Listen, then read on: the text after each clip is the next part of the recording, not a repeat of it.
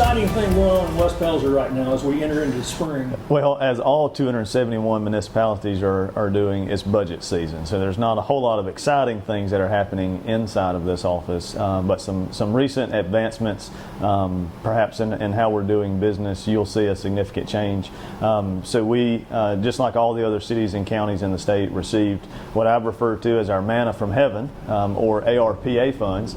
And so council met a couple of weeks ago to allocate those funds for infrastructure, broadband, and revenue reimbursement. And so coming out of that meeting, we now have a festival street on Hyman Street that will be constructed with string lights and outdoor tables. We have a fresh landscape that'll be going up Main Street. We'll be replacing all of our water meters, have a small water line project, some water tank repairs, but you'll see a noticeable difference with the first tranche of funds as far as the public realm. The second tranche of funds will be adding a recycling center at our sewer plant and building a new public works facility. Broadband here, we have great internet providers in Verizon, AT&T, and Charter that service all of our homes. What we've done for broadband is that we've added Wi-Fi in all of our public spaces. So whether it's the community building or Chapman Park, there's now free Wi-Fi for everyone. So for us, in the previous decade plus, we haven't raised taxes. We haven't raised water rates. We haven't raised sewer rates. And so with COVID and having revenue reimbursement and not knowing what some of those revenue sources would be and how declined they were, we did have to use some of our ARPA money to supplement. For us, the budget is not necessarily looking at raising taxes or raising water rates. Now it's looking at what happens with our infrastructure. We're in the final stage of the transfer of our sewer system to REWA, which will be huge for West Pelzer in that we're going to take away our maintenance and management of that facility. It will not decrease our revenue, but it will decrease our maintenance responsibilities. With that transfer, we have the ability to pay off our debt to Greenville Water, which would mean perhaps in 23 or 24 we would be able to start looking at reducing water rates for our residents. Budgets are tricky. Governmental accounting principles are a little different than your typical accounting principles, as we have to continually look at cash flow and certain expenditures. So it's not like you receive all the money in one fell swoop. You know, July the 1, you have a full budget. We receive money in January through December and just smaller pieces throughout. Infrastructure is very, very important, and I have made it a point to always thank the mayors that came before me. The previous 4 mayors started all of these infrastructure projects. And so when I came in January the 1st of 2016, I had all new sewer and all new water that I was building on top of. And so hats off to those folks who took the punch in the gut, if you will, and you know, paid the loans and debts to have that new infrastructure developed. With that came rates that were set, though, and so we're always asked, can we lower water rates, can we lower sewer rates? And the fact of the matter is those are 40-year debts that we're paying back, but we'll see other communities that maybe haven't been as fortunate to have leaders that knew that infrastructure was important. We'll see their rates catch up to ours over time. West Pelzer is back in full swing. We kind of judge COVID based off of hospitality tax and new businesses, and so while our HTAX didn't falter too much through COVID, we have seen a significant increase over the past 60 days or 90 days, and so we're super excited to see people coming back to West Pelzer to eat and hang out. We love seeing our park full. As I've said before, we're a front porch community. We're the front porch to Anderson County, the front porch to Lake Hartwell, the front porch to Clemson University, and so a lot of our events are geared around the summertime and fall for Clemson football. But in the springtime, you'll see us do some fun events. We always do an adult Easter egg hunt the week of Easter, and so we'll have 3 days where we release a clue on our social media. We'll hide literally a giant egg, and then we have adult prizes for those that are able to find the egg. It will be in a public area and visible from the public right-of-way, so it will not be on private property. So we'll continue that this year. We also do a Mother's Day and Father's Day giveaway every year, so we'll be releasing that information on our social media as well, and that's for residents in town or out of town to nominate their mother or father of the year award. Those mothers or fathers must live in West Pelzer, but then we always donate to the winner Their gift is a rocking chair, and that's to reinforce that front porch mentality. And then in April, we have one of our larger events that's put on by a private company in town. The Westies Vintage Market will be the third Saturday in April from 9 to 3. And that's a great event with 40 plus vendors, arts, crafts, vintage heirlooms, food trucks, all the fun stuff. We'll take a slight break from there as we move into summer and help support some of our neighboring communities. So the town of Williamston has a wonderful celebration festival for July the 4th, and we encourage you to participate in their events as well. And then we'll kick off with our dog days of summer in August and head into our fall season, which is fully packed of events for children, vintage markets, arm wrestling competitions, mile-long yard sales, Christmas parades. That's when we shine the most, and we're looking forward to that season as well. So last year we did a long-term lease on 10 acres of property along the Saluda River, and that was to give us a front porch to the river off of Highway 20.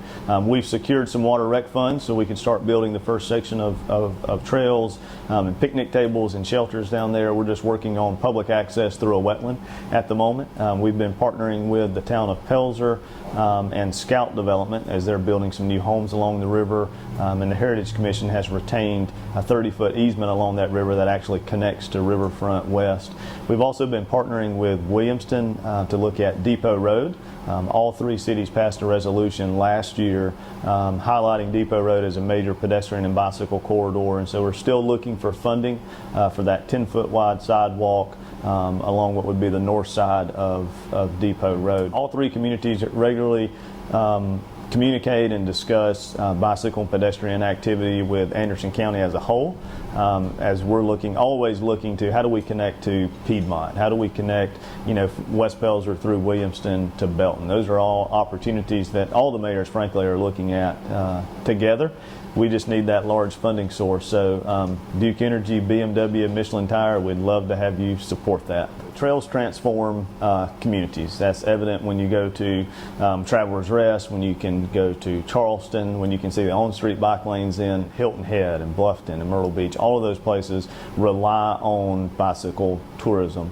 Yeah, my worlds a lot of time they're just interwoven together as I think about how people are using the public spaces. The importance of a festival street may not seem like a big deal to many, but that's a pedestrian street that we can close off at certain times to have public events and outdoor gatherings, or frankly just close the street off and move some tables out so you can eat from Baby Sumo or the coffee shop, which will be coming back soon, or Milltown Place, get your food, eat outside, and enjoy the perfect weather that we have. We have people call us at least 2 or 3 times a day asking for do you know of any rentals, who owns the apartments, do you have any homes for sale that aren't listed yet, and the answer is no and no. I wish we knew when properties were coming available, but we don't.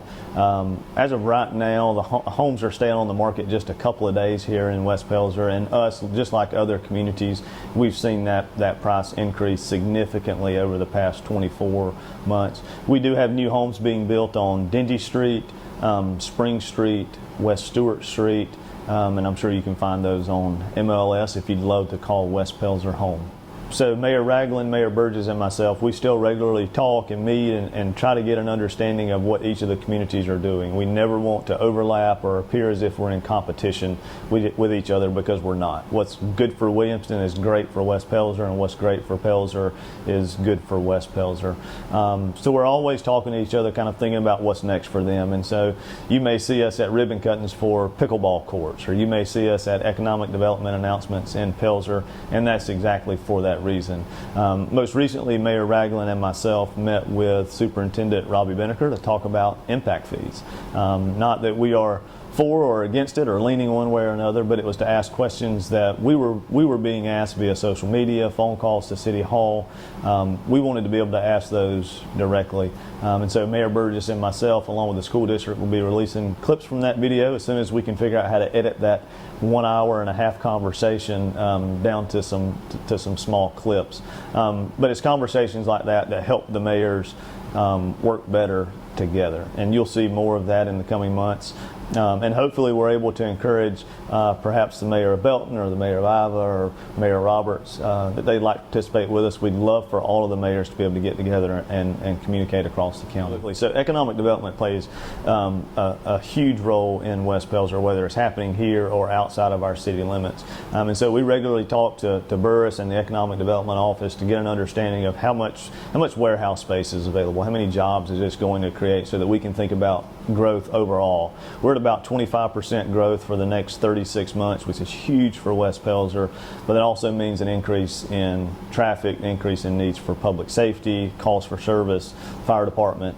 And so, every new distribution center that's added at 8 and 85 or 86 and 85 puts another transfer truck on Highway 8 and Main Street. So you'll notice that last year we reduced speed limits through our core downtown to 25 miles an hour. That was to slow those trucks down so that we could invite more pedestrians to perhaps cross the street from the coffee shop to Baby Sumo or the antique shop, or to come to Chapman Park.